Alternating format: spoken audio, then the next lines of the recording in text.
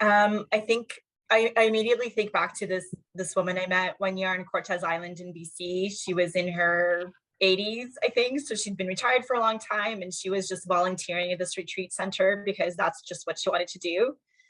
And someone asked her that question, like what do you regret or what do you wish you had known earlier? And she said, the only thing I wish was that I trusted myself more.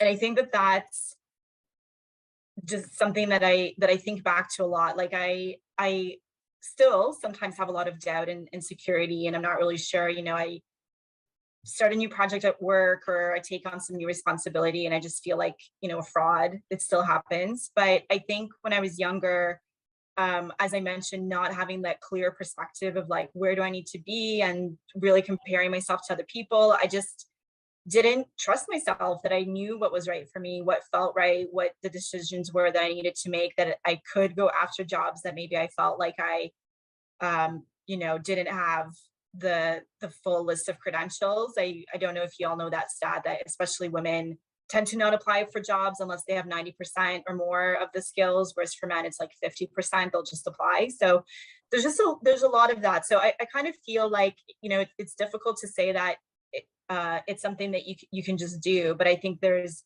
methods to start to, or I wish I had started to talk to myself in a more like affirmative way, like that I could do certain things that in my case, because I didn't go to grad school, I think I felt like, oh well, I don't have a master's, so people aren't going to be interested. And I look back now and I see that there were opportunities that were available to me that I decided I wasn't good enough for. So I wish that, yeah, that I just had more confidence, and like that woman told me, just trusted myself more to know that I could do the really hard things and the new things, and would have been okay.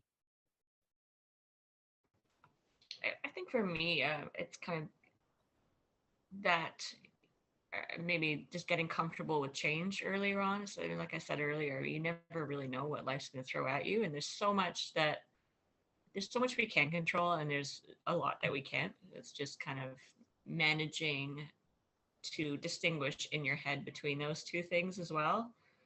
Because it's not always, I mean, I think I sometimes, I mean, still, and I'm better at reminding myself now that I can't, oh wait, no, that's a thing that I can't control. So let's just let that go. And it's getting to that point, and I can do it a lot better than I used to be able to. So I think it's those two things. I get comfortable with change earlier, and then learn to distinguish between what I could and couldn't control, and let go of the stuff that I can't control and work on the stuff that I can.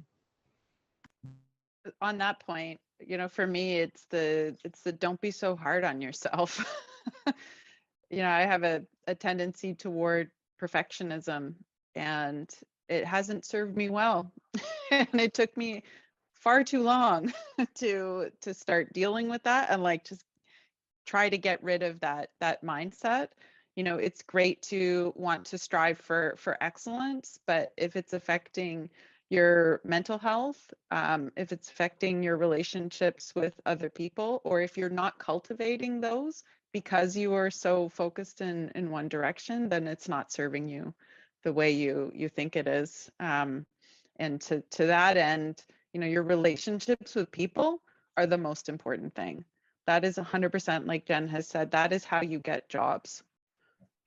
It's through your relationships with people. And there's all kinds of unfairness around that. But I'll tell you, if you do get a reputation for being someone who is good to work with, if you work well with others, and if you're kind and empathetic, it will open doors for you. And that is one of the number one qualities that I look for when I'm hiring. I want someone that when I go into the office, I look forward to working with them. It's not about the attitude or the struggle. It's about working together toward a shared goal. So keeping that in mind, that it's through people that you'll ultimately achieve success in the workplace, in my workplace anyway, in the public service. That's something I wish I had known earlier. that, you know, your merit will get you so far, but the way that you treat people and interact with people, and the feelings that you give to them, the feelings they have about you when you work together, are the things that last, and that'll help you to achieve your goals more so than being dogged in pursuit of them.